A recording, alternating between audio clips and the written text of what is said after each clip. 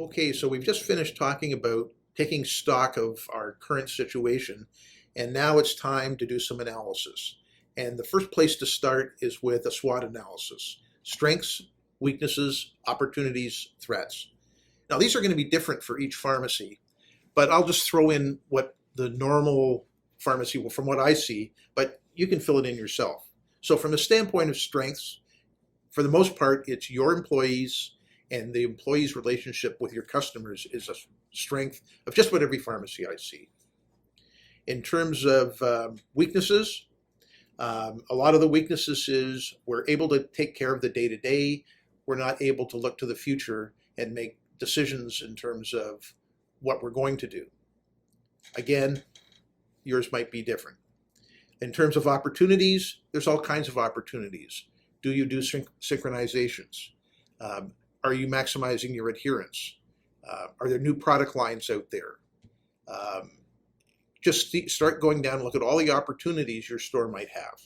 In terms of threats, the biggest two that I see are changes in the government and box stores. Who's out there? Shoppers, Costco, are they there now? Are they coming in? And if they do, how are you going to react to that? So that's an outline for a SWOT analysis, and yours may be different. We have, and you can email into our organization, and we have a chart that you can actually fill in your own SWOT analysis. So by all means, that's the first step. Let's identify our strengths, weaknesses, opportunities, and threats. And now we have to set goals, and I'll let Rob talk to you about SMART goals. Yeah, so setting goals, I mean,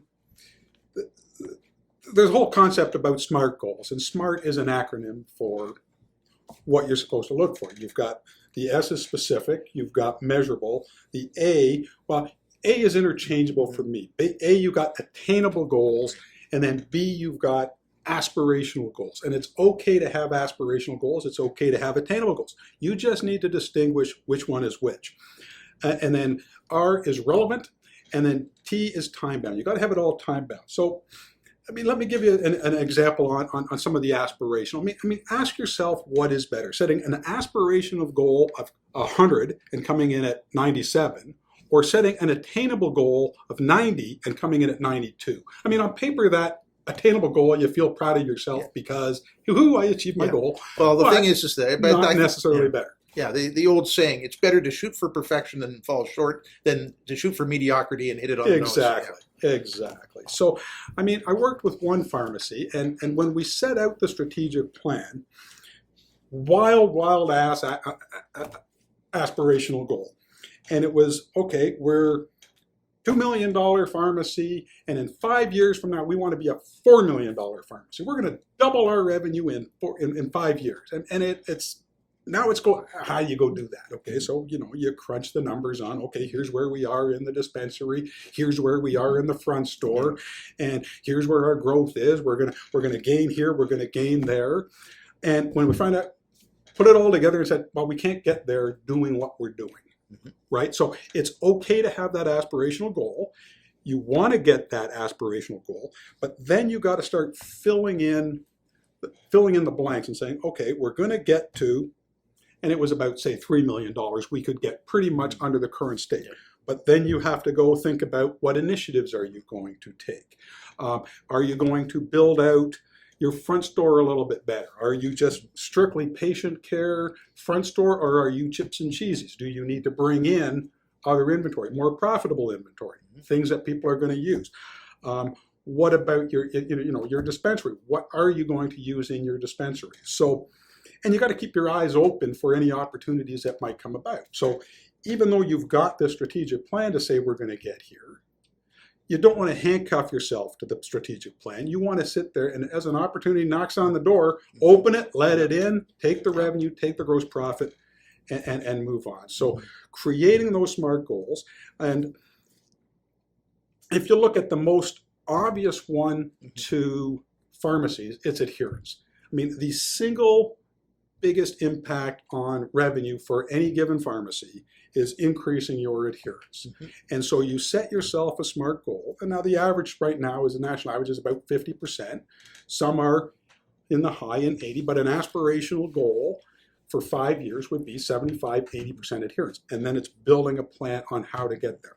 And that would be the biggest impact on your revenue and gross profit to help get you to that $2 million to $4 million. So set yourself aspirational goals, set yourself attainable goals, regularly monitor how you are on the goals, understand that it's not necessarily a get-rich-quick scheme, that it's going to take time. You're not going to come in, you're not going to flip the light switch and poof, automatically, just like that, you're at $4 million. It will take time.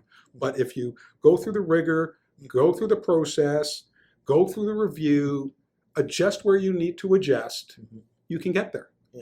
But it starts with the goal. Because if you don't have the goal, who knows where you'll end up. Correct.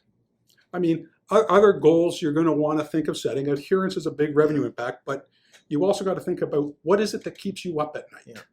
Are you getting the information you need? Are you not getting the information you need? Are you worried about employees not showing up on Monday? Okay, so now start putting in specific goals that can help you make sure, okay, this is what our employees need to look like. These are the hours they're going to have. This is what we are. And have that constant communication open with them so that you're regular reviewing everything that is going on. And most of these things are on computers and in Excel. So the thing is, if something changes, you can always change a couple numbers and adjust as you go along. Absolutely. And again, you don't need to build out, like I said, I'm a spreadsheet geek here, so I build out these big monster things using up the 150,000 line items of Excel. You don't need to go that extreme, but if you need to go that extreme, there's people out there that can help you. Yes. But so you keep it simple. Again, get your metrics, get your goal, and then keep tracking not necessarily day by day, but month by month, year by year, exactly how you are. We got a plan of increasing of 100 patients over the next 3 months. Well, how many new patients yet? Well, go to your pharmacy management system. How many patients do we have today? How many do we have tomorrow? And then just keep tracking. And then you can equate the new patients. Well, basically, if you don't know where you're going, you might not get there. If you don't know where you're going, you can't get there from here. Okay. Complete a SWOT analysis for your pharmacy. Yes, and if you go back and earlier on, I've helped you and given you one per section. But seriously, what you need to do is really be critical, really look into your own pharmacy, strengths and weaknesses, opportunities, threats. The threats are really easy to identify. How you adjust to them is critical. But the opportunities, these are the things that you should be thinking about all the time.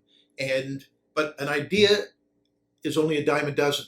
It's how you implement those ideas and put them into process. So let's get those opportunities together and let's think about how you're going to put them into place. Because, hey, it's your pharmacy, your buck.